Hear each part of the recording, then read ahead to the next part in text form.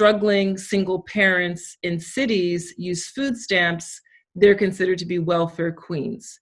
Another example that he gives in this Atlantic Monthly article, Black Americans who struggled with cocaine addiction in the 1980s were considered to be a bio underclass.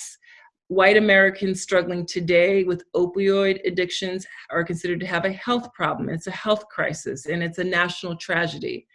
And then bringing it even closer to home, more recently in East New York, police assaulted Black residents for violating social and physical distancing. Same police force was handing out masks in Lower Manhattan, which tends to have residents who tend not to be Black Americans. So we see these examples, and this is something that the philosopher Charles Mills called a racial contract in the United States. And this racial contract is one where the same rules do not apply equally to Black Americans as they have to white Americans. Right. And the result of that in terms of wealth generation has been really significant for the African American community. Absolutely. Yeah. Yes. During our research, one of the stats that really hit home for me was the fact that for every $100 of white wealth, Black families have only $5.04. So that's a really powerful stat. Yes. So thanks for providing that context and background. Moving on a little bit, we've heard on the news that Black Americans are contracting and dying from COVID-19 at a significantly higher rate than other Americans.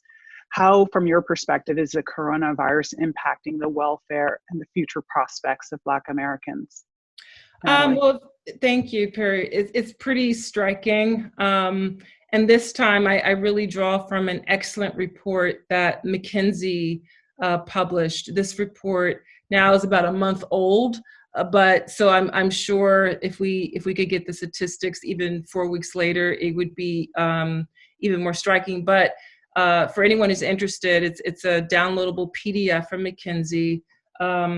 I'll try to type. I have it. So it's called COVID-19, Investing in Black Lives and Livelihoods. Yes. And so those researchers frame COVID-19 as a generation-defining crisis. And while I reference to the philosopher Charles Mills talking about in America, we not only have a social contract, we have this racial contract where rules apply differently to African Americans.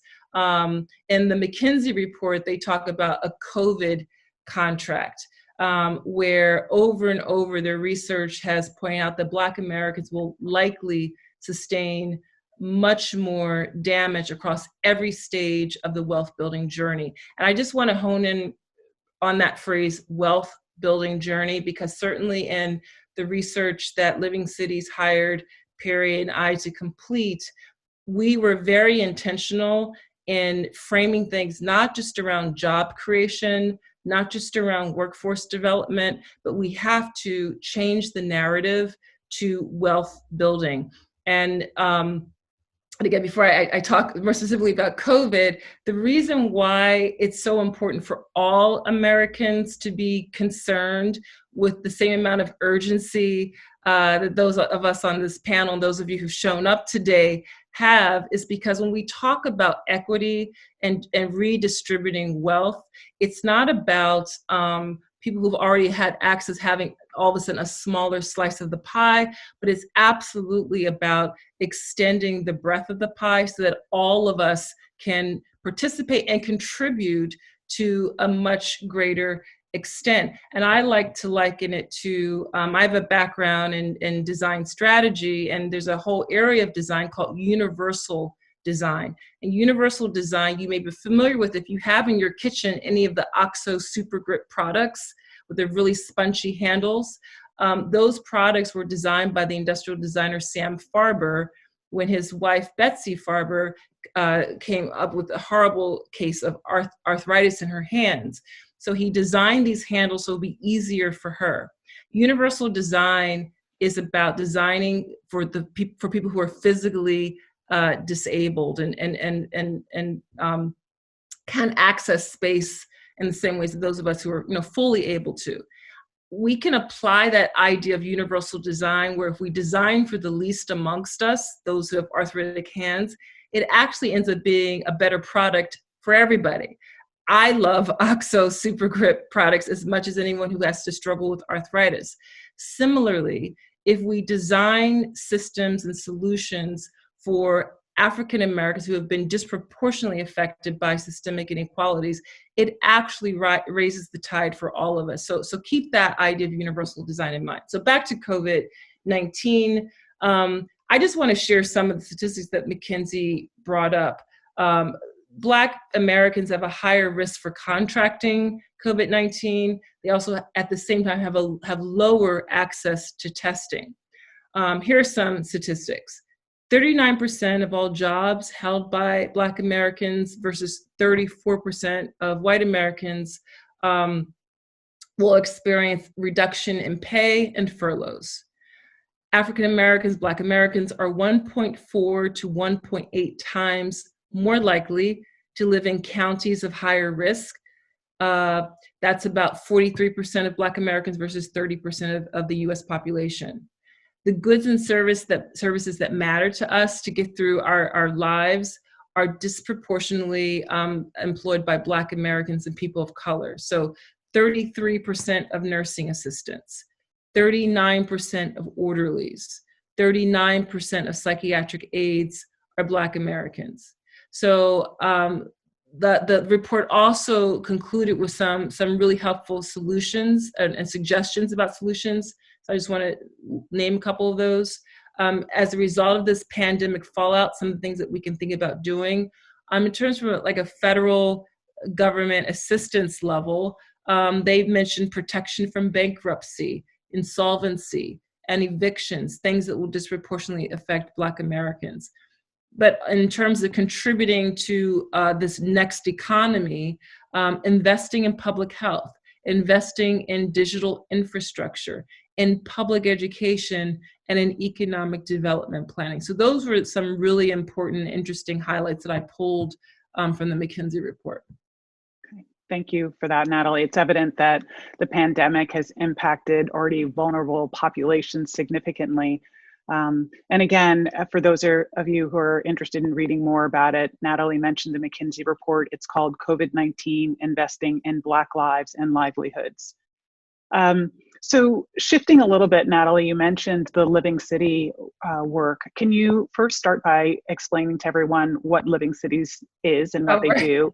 And then also, can you talk about the research and why it's important?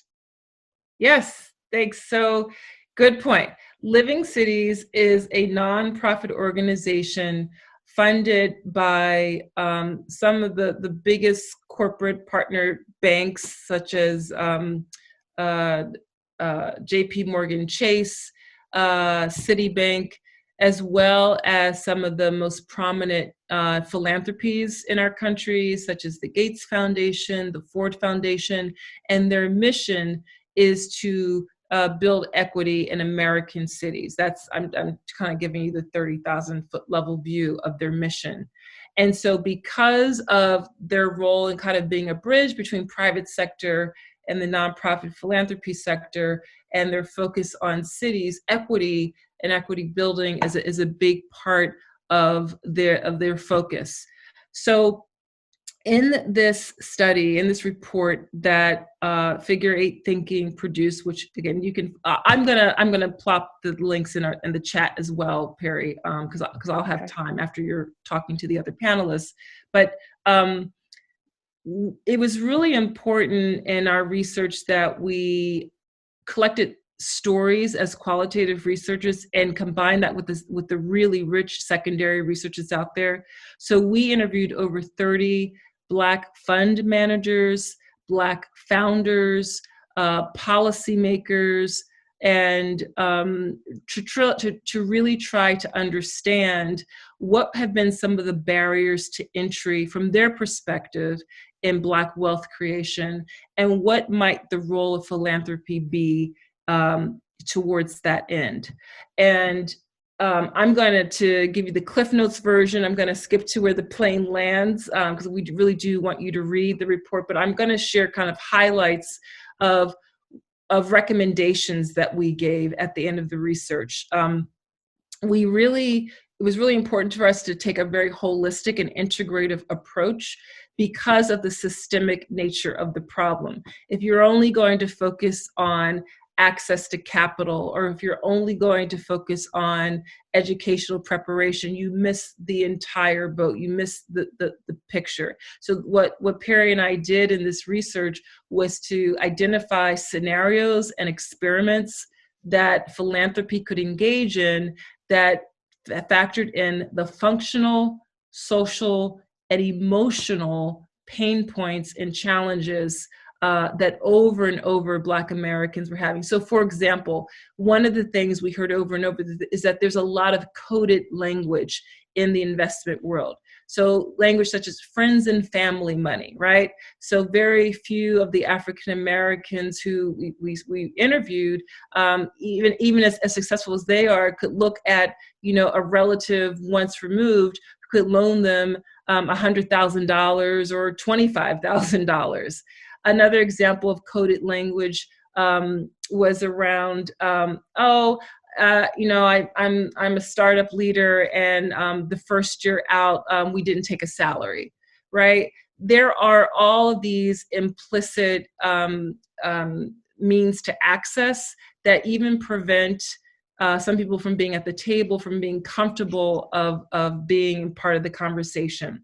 So what we ended up with were 6 scenarios and experiments that touched again on solutions that could focus on functional, social, and emotional remedies. And I'm going to just share on 2. I'm going to share on 2 that really hit on the functional level, but probably also the social level. So one is a scenario that we call fund of funds. And the fund of funds scenario is one where philanthropy would provide funding, support, and enable Black fund managers to establish a track record so that they could actually gain credibility and be positioned for future rounds of funding. In the fund of fund model, this idea of access is something that cannot be underestimated. There are everything from the meeting before the meeting to the meeting after the meeting. It also factors in the friends and family social networks that people need. I just want to point out that all of the scenarios and experiments that we created are totally actionable and are all instruments that private sector investors could really engage in now. The second example I'll share is something we call BWA, which is Black Wealth Amplifier. This comes from a model that we were really inspired by from a women's-based investment group based in Boston called Portfolia. And Portfolia is essentially a high velocity micro investment instrument. And in this model, any philanthropy such as Living Cities, might bring accredited Black investors, Black fund managers together for mutual benefit. And then the accredited Black investors, of whom many upper middle class Black families may not realize they can qualify as an accredited investor, would have opportunity to gain entry at a low dollar amount and a diversified venture investment and achieve wealth generating returns. So that was a mouthful, but those are just 2 examples I wanted to share out. Okay. Thanks for that, Natalie. Appreciate the overview of Living Cities and the information about a couple of the recommendations that came out of the report. And I'm sure you'd agree that although the Living Cities research was targeted to Black founders and Black fund managers, there's a lot of important information included in the report, which is useful in a broader context. And for all of you listening, I also want to point out that Living Cities is happy to share its work. The report is available online, and they also welcome collaboration. I want to put the link in right now. Okay, thank you. So I want to shift to you, Essma. You've been tasked with researching racial equity and the economic significance of racial inequities on behalf of your firm, Glenmede. Can you tell us about that research? Yeah, absolutely. Can you hear me fine? We can. Awesome. First, I want to take a step back and say thank you to Impact PHL, 17 asset managers, and everyone involved in bringing this panel together. It's an extremely important topic. And on behalf of Glenmede, we're excited to be on board with you all. So in terms of the research that we're doing, our team, the Sustainable and Impact Investing team, is really interested in exploring impact investments with market rate returns. And so we have, our core philosophy is you don't necessarily need to give up financial returns to make a positive environmental or social impact. And we really try to find the sweet spot between the two. On one side, you have concessionary investments, grant making, that's extremely important, but is more on the philanthropic side. And you have an entity that gives money to a receiving or beneficiary or recipient, and they have a positive impact, some capacity. On the other end, we look at traditional investments that only focus on financial returns and don't necessarily have an intentionality for impact. So again, we're looking at the sweet spot between the two. And in looking at that sweet spot, we try to look at impact thematic areas across the board. So environment, gender lens, and racial equity, among many others. And within racial equity, we asked ourselves the question, is racial equity, relevant to investors? Are there actual investment strategies that generate market rate competitive returns that also advance racial equities or tackle systemic inequities in some way in the US? And I mean, the answer could have been no, but we really just wanted to understand this better. For us as investors who are managing portfolios, for our clients who are really seeking these competitive returns, is this a conversation that we should be thinking about? Is this something that should be top of mind for other investors who might be tuning in? And repeatedly what we're seeing is, yes, this is a highly relevant topic, very much from a portfolio construction standpoint, from a market rate return standpoint. It should be top of mind for several reasons. But before I kind of dive into the examples and some of what we can talk about a bit more, Peri, I want to take a step back and also define how it is we're seeing racial equity investing. And in our research, how is it that investors are even putting this to action? And what we're finding is that racial equity investing exists across three broad layers in the US. Again, this I think could be broadened, but we really wanted to keep a domestic focus for the purposes of our paper. And so for the first layer of racial equity investing, it's very direct. It's kind of just investing in diverse investment managers. A report by the Knight Foundation recently published found that about 1.3% of assets under management in the United States are managed by both female investment managers and investors of color. So when you parse that out for only investors of color, it's an even smaller proportion. And that's really interesting because it really talks to the barriers that investors of color face and that entrepreneurs face who are looking for financing across the US. And for just to kind of envision that, the total amount of assets under management in the US are a little over $70 trillion. So again, 1.3% of that is managed by both women and investors of color.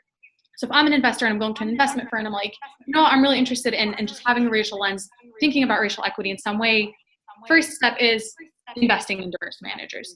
Second step is, who are the portfolio companies that we are investing in? So what is their racial diversity and racial composition look like?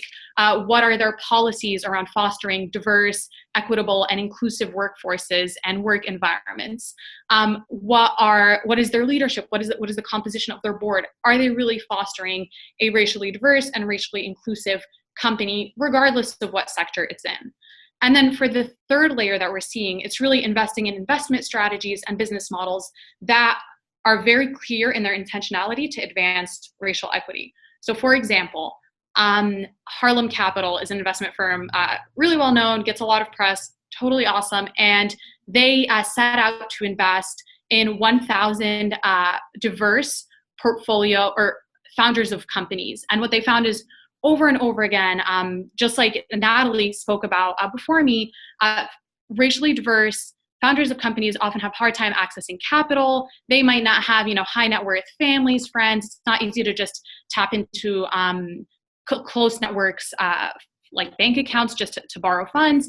Often, or not often actually, factually, we found recurring research that shows that the denial rates of loans for people of color in the US is significantly higher than the denial rates of their white counterparts. So looking at, for example, Harlem Capital and how they're breaking that inequity by really trying to give financing to these diverse founders to help them really build that wealth that Natalie was talking about, and to grow out their businesses, and to just come to a place of financial self-sufficiency and financial sustainability. So that's in short the research that we're really looking at. Great. And why is Glenmede putting such an emphasis on this now? Right. Why is this important? And that's a really important question. Of course, I mean, I want to take a step back. Like, racial equity is important, period. Yes. Why is it important for investors? Why is it important for investment firms? Why is this something that we should think about, as opposed to saying, only philanthropists should think about this, or this is a conversation only for policymakers? We came across some really compelling numbers that will illustrate the importance of this and its relevance to us as investors. But before I look at kind of like the investment opportunities and the economic significance, let's talk about demographics. By 2042, the US Census Bureau projects that the US population will become a majority-minority nation, which means that over 50% of the US population by 2042, which is literally 2 decades, will be people of color. And in addition to that, the Bureau of Labor Statistics estimates that the working age population in the United States will become majority-minority by 2032. So we're talking about, in 12 years, the majority of the workforce in the US will be people of color. And when you think about kind of the movement of the dollars in that means the buying power is shifting toward people of color in the US. It means this is top of mind for investors if you're investing in companies that might not have inclusive business models or aren't thinking about racial inclusion and diversity in their product line and their service offerings. They're going to render themselves irrelevant in sooner than we would realize. But in addition to that, when we talk about by 2050 or by 2042, the US is going to become a majority-minority nation. We think about that on one side, and then we think about all of the inequities and the barriers that Natalie just talked about on the other side. What does that mean for the United States as a whole? If we as a country have so many barriers for such a significant portion of the population to be able to advance, that hurts our economy overall. That holds back everyone. And the W.K. Kellogg Foundation published a really interesting study to look at, well, what does this mean in dollar value? And they found that today, if we close the racial earnings gap, we would, as a country, generate an additional $1 trillion in earnings today. We would also generate an additional $2.7 trillion in gross domestic product, or GDP, today, and an additional $8 trillion in GDP by 2050. So I want to let that sink in for a bit. We are potentially losing $2.7 trillion in GDP today because of the racial inequities that exist. And $8 trillion that we could also generate, which is a ton of money by 2050. And the reason this is extremely important is because it also illustrates racial inequities in the US don't only hold back people of color in the US. This is hurting our entire economy. This is inhibiting the productivity and the progression and the thriving of a significant portion of our population, and therefore holding back the growth of the GDP overall. So this is really something that everyone has a stake in. And then kind of like taking those macro numbers and zooming in a bit and looking at, all right, for an investor on a day-to-day basis, how does this relate to me? How does this relate to my portfolio? What we found is that having this racial equity lens and taking these considerations into account, both from the demographic side and from just like wanting to advance racial equity for its impact as well, can open doors for investors from a multitude of paths. One, it can really help mitigate risk in a portfolio. And two, an investor can identify new and unique investment opportunities for their portfolio by tapping into these untapped market segments and by offering products and services to market segments who just have been long forgotten and just long shoved aside. Thank you for that. So you just mentioned how this can be beneficial for investors. Can you also talk about the impact for individuals and communities on a broader level? Absolutely. And I can give a few examples. Because again, the impact is extremely important. After all, we are an impact investment team. So We're looking for both financial returns and the impact. So I'll give a few examples and then we can pass it on, because I think I'm really focusing on the investor side to draw out how this is relevant to investors, and Seulky can talk about in more detail how we can see the impact and the advancing racial equity that can come out of this. So let's talk about risk mitigation first. A few years ago, we saw it was all over the headlines. Migrant children across the U.S.-Mexican border were being detained and put in detention centers, being separated from their parents. We saw pictures of these children circulating on social media and in news headlines in cages. And it was heartbreaking, and there was a lot of public outrage. Now you might be thinking, all right, where's this going with our portfolios? When we saw the public outrage around these pictures and how these children were being treated in these detention centers and these facilities, the public started asking, well, who's financing them? And we saw a spike in protests, both online and actual physical protests outside in the streets, in front of investment firms, in front of banks, by various groups and organizations and national networks demanding that these firms divest from these private prisons and these private immigration detention centers. And notably, activism around this front has existed for a while, but just given the increased headlines around the migrant children, a few years ago, there was just like a spike in these protests. And with that, a spike in headline risk for investors who were invested in these private prisons. And as a result, in 2019, we saw a wave of banks publicly announcing that they are no longer going to provide debt financing to private prisons and immigration detention centers. And these banks include BNP Paribas, PNC, JP Morgan, amongst several others. And when we look at the dollar value of what that meant when these banks came out and said we're no longer going to give credit financing to the major private prisons and the private prison system overall in the US, their divestment totaled $2.4 billion, or a total of 87.4% of the credit lines of these facilities. Now, as an investor, if an investor is looking at this and was like, that's serious risk. We talked to a few investment firms who have already had negative screens and did not invest in these types of facilities prior to 2019. And when we talked to them in our research, they said, yeah, we were expecting it. It was just a matter of time. Like, there are such significant social and governance related risks in these facilities that why would we want to take that on in our portfolio? So they were already able to avoid that risk in advance and have that foresight. And those social and governance risks that they wanted to avoid were very much related to racial equity and thinking about the disproportionate impact of the prison industrial complex on communities of color.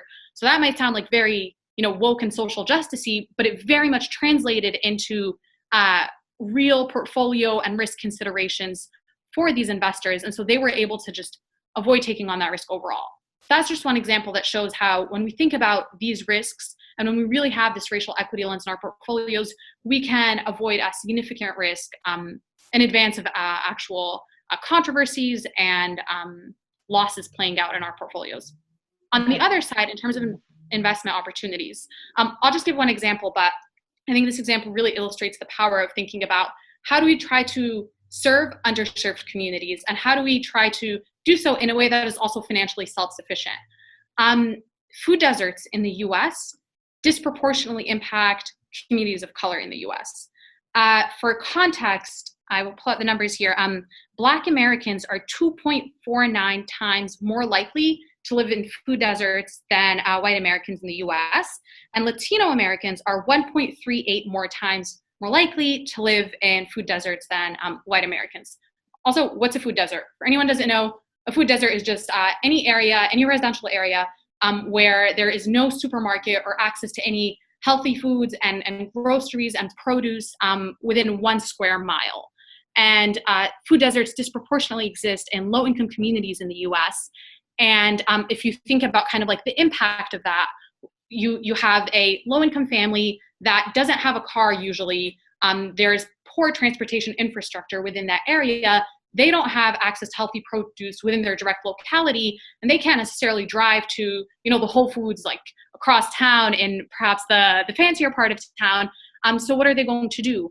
they don't really have any choice but to access the bodega down the street and the deli down the street. And usually these smaller sized stores only have processed foods. And so that has real health implications for them, over years of just eating processed foods, again, not by choice, but because they literally don't have access to that produce. So Brown Superstores, the parent company of ShopRite, saw this problem and said, well, we want to do something about it. And so they went to Philadelphia, where many of us are from, and Philadelphia has some of the largest food deserts in the nation. And so they came into Philadelphia and said, we're going to set up stores in some of these food deserts, in some of these lower income communities, even though our competitors aren't here. And for many supermarket chains, they don't want to set up stores there because they're like, these are poor customers. They're not really going to be profitable for us. And Brown Superstores was like, no, we're going to do this. So they set up 7 different locations across Philadelphia's food deserts. And the locations were such a smash success. They reach approximately 250,000 customers on a regular basis and generate $250 million in revenues. And when you look at the impact side, on one end, Brown Superstores was able to give residents of these communities access to healthy foods, really helping, give them access to this food so that they can just maintain better health and better livelihoods. But on the other end, they're also making a ton of money on their balance sheet. And so racial equity investing can help you mitigate risks in your portfolio, but also identify real investment opportunities with virtually no competition by tapping into these untapped market segments and really being inclusive in your product line and your services and offerings. Great, thank you. I appreciate you providing this context and highlighting why racial equity is so important. And from my perspective, it's really encouraging to hear that Glenmede is investing time and resources into this area, and I'm hopeful that others will follow suit as well. Okay, Seulky. So Seulky, Natalie and Essma have provided us with some historical context and background on this important research. And you, however, are in a position at the Enterprise Center to see exactly how these types of disparities and inequalities are playing out for founders and for communities of color. So can you tell us how is capital currently being deployed to attempt to mitigate some of the disparities and inequities? So first of all, I want to thank Natalie, Essma, and even Peri herself for providing the research and context so that I don't have to do that. So I can jump right into the examples. And I think they've provided a fantastic frame for exactly what we're all trying to figure out. So before I start with answering that question, I just also want to kind of put a pause here and pin here. So from where I sit, I'm really representing practitioners in the community, minority businesses that we work with every day. So the purpose of the Enterprise Center is to really help grow minority companies with the idea that they are mini anchors in the communities that they live and work. And we also look to transform communities from poor to prosperous. And so to touch on a little bit of what Natalie said, part of that, or an essence of that goal, is really to help both businesses and communities look for opportunities to build assets and create wealth. And again, I would definitely reference Natalie and Peri's report. They do a fantastic job of explaining how that doesn't happen and why it needs to happen. So in the context of the Enterprise Center and small businesses, and I'm going to be mostly talking about examples with business and capital, is we're really working to figure out how to convert the bias in the marketplace into opportunities. And so I'm going to talk a little bit about one example that I've seen really play out and amplify how the system works and fails to work during our current COVID situation.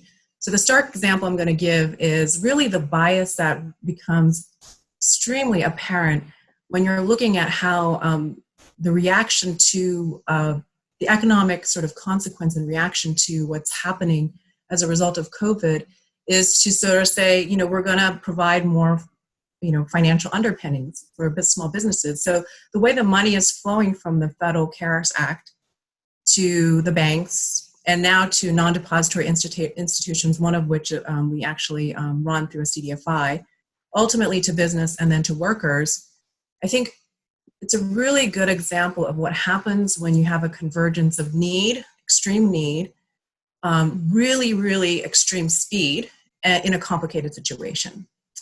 And when you have those things come together and people are making decisions to kind of help as many Americans through funding businesses or keeping them open or financially providing for them, what you're seeing is that the decisions are really kind of falling onto two kind of platforms. One is money tends to go where it knows. So the flow of capital through programs that the CARES Act was designed to do, like the payroll protection program or the disaster loan program, really went from the act itself to banks, to larger banks. And, you know, from there to where it went, it certainly didn't fall where it was intended, which was really to small businesses, whether it was in rural areas or urban areas, you know, more distressed communities, certainly minority and women-owned businesses.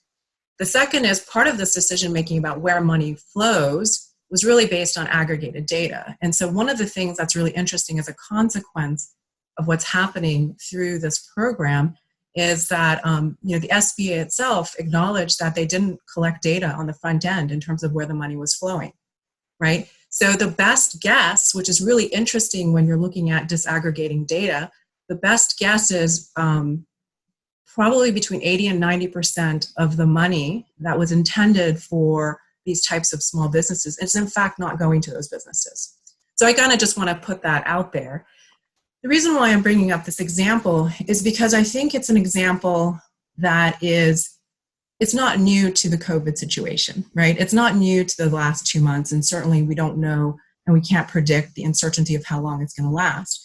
It is very, very much built on sort of the examples and research and policies that Natalie and Essma brought up, that, you know, what we have here is really a system that has been designed perfectly to get the results that it gets.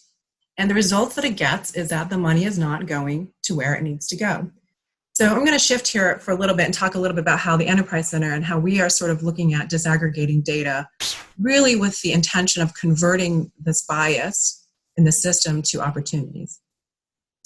So when we're looking at investments, we have been primarily providing debt funding to small businesses, but we're also actually about to launch a hybrid equity fund. So stay tuned for that.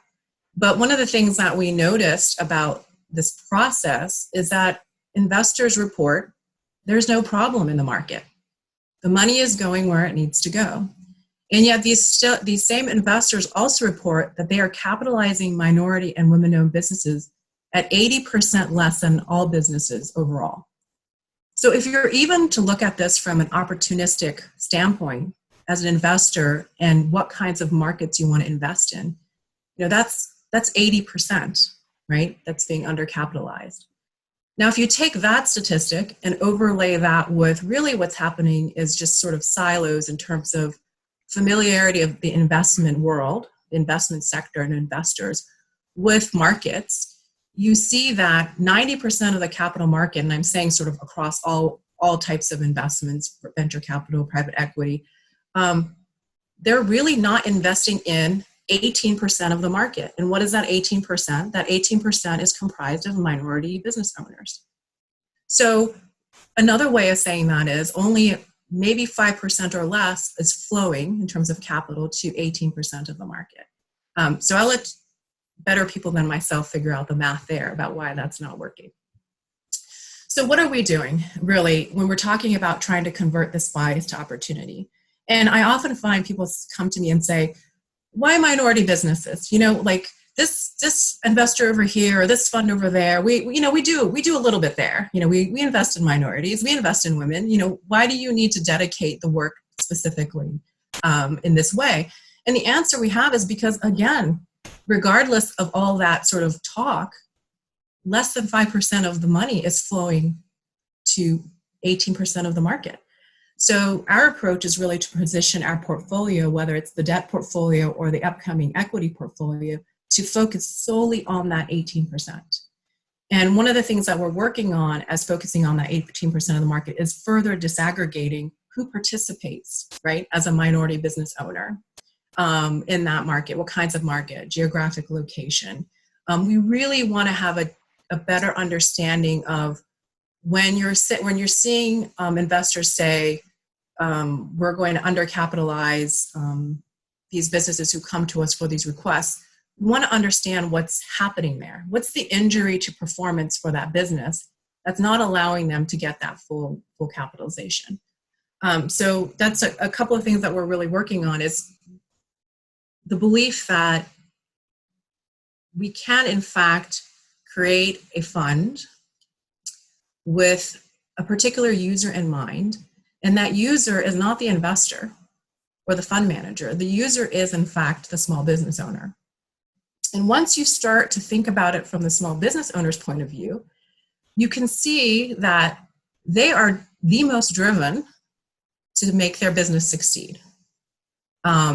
And if we try to apply traditional investment playbooks onto industries and businesses that, frankly, haven't really been written a playbook or have been not asked to play by the playbook, I think that's a really hard ask.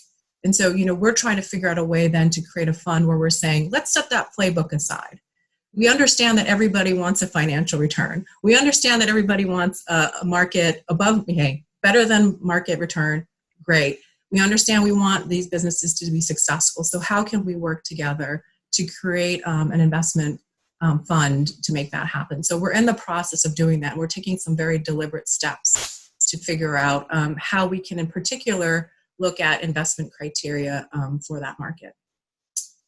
So that's just one way we're looking at converting to bias opportunity. Peri, I'm kind of mindful of time, and I think we would really love to be able to answer some questions from the audience. So I will leave it there in terms of the work we're doing. One thing that I will kind of just sort of add there in terms of the work on the Enterprise Center side is that we are continuing to form new partnerships and collaboratives. One observation I make about the new system, again, a system is designed perfectly to get the results that we get, right? So how do we transform that system? And I think the only two ways we can transform that system is to look at the habits that we rely on when we're making decisions around capital and business. And the other way is to really add more participants or different kinds of participants or new participants to the system. And I think in that way, it actually just organically starts to change the system. So I'm going to leave it there so that we have some time to answer some questions.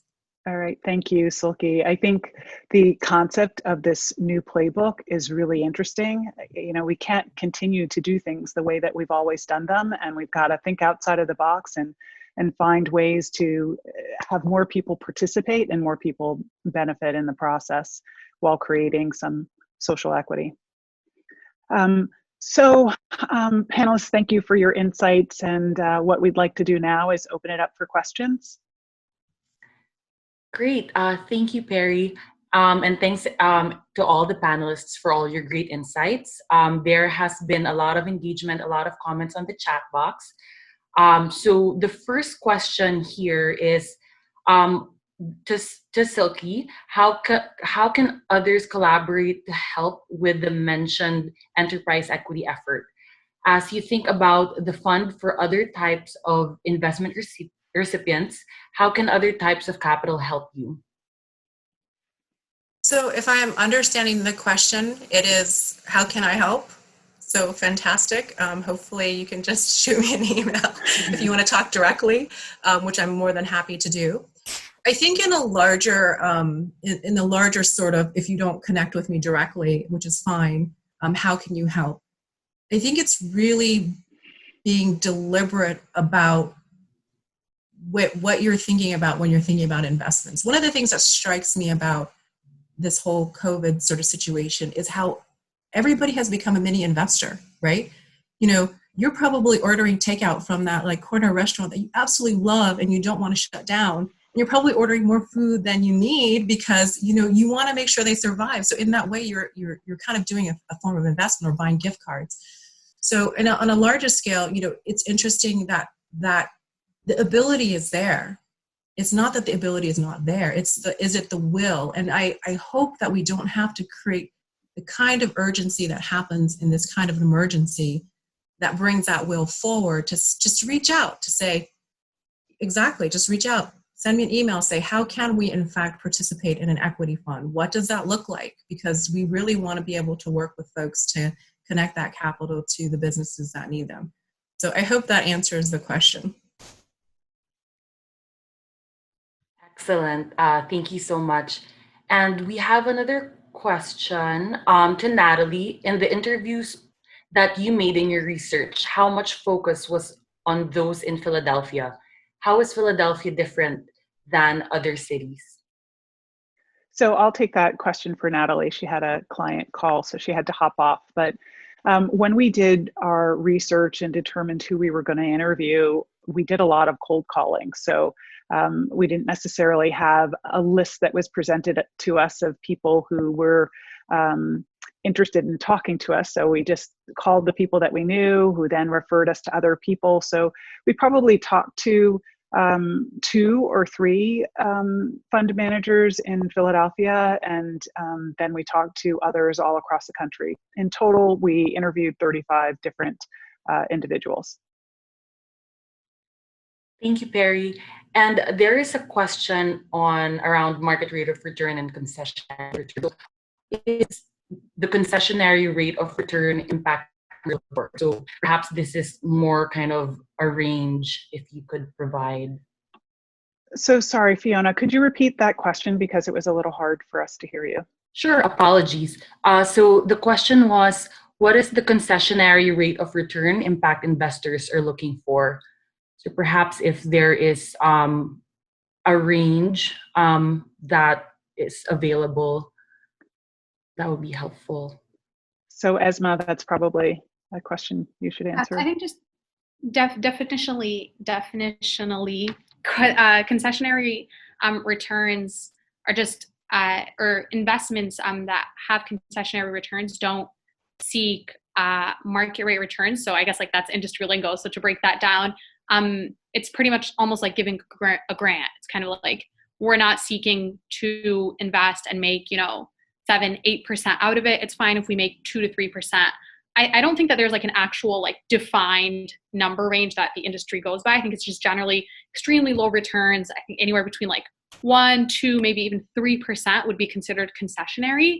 And then market rate returns is like if I make an investment in like a company or a strategy, and I'm like, I want market rate returns. I just want it to match or beat the benchmark, whatever benchmark I'm investing against. So let's say I'm investing in like an equity strategy and it's benchmarked to the S&P 500. So I'm hoping that that strategy will give me more than the S&P 500.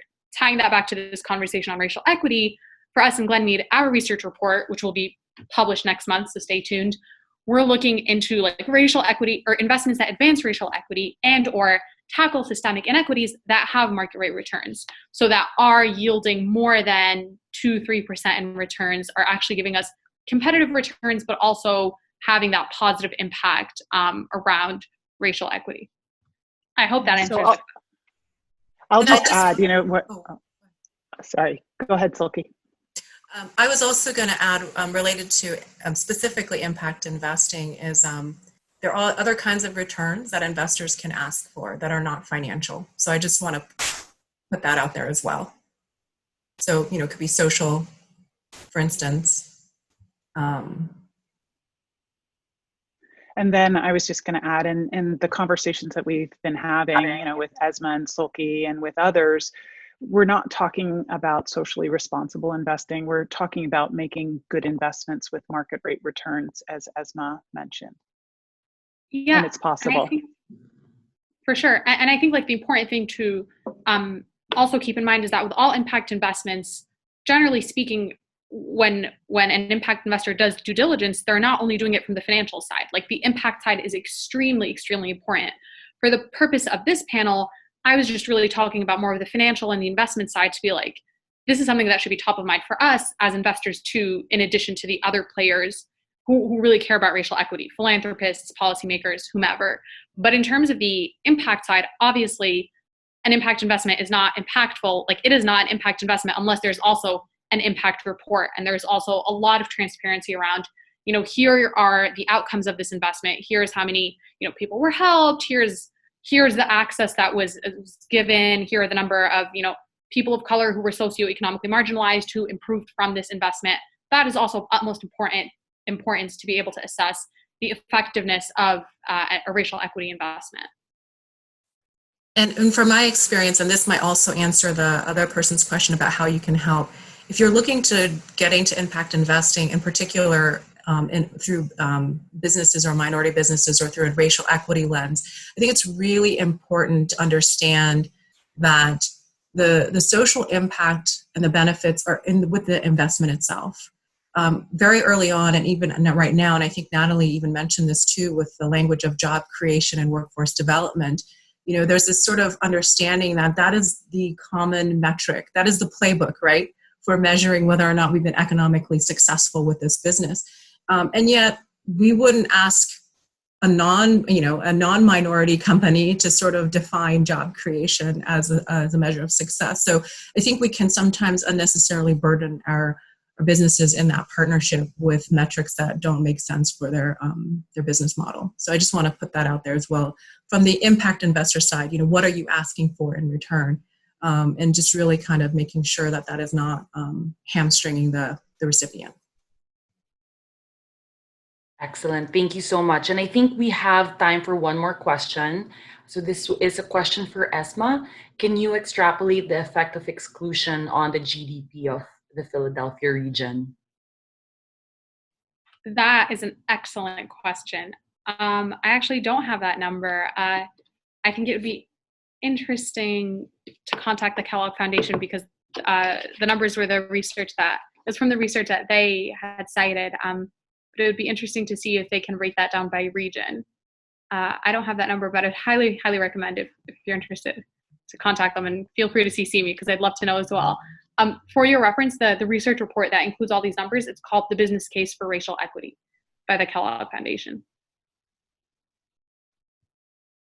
Wonderful. Thank you so much. And there is a couple more questions here. And what I would advise the attendees is this chat box will remain open after this session. And so I would recommend that you continue the conversation there, and you can also, there's a functionality on Pathable for you to reach out directly to our panelists after the Q&A portion. So I'll turn it back to you, Peri.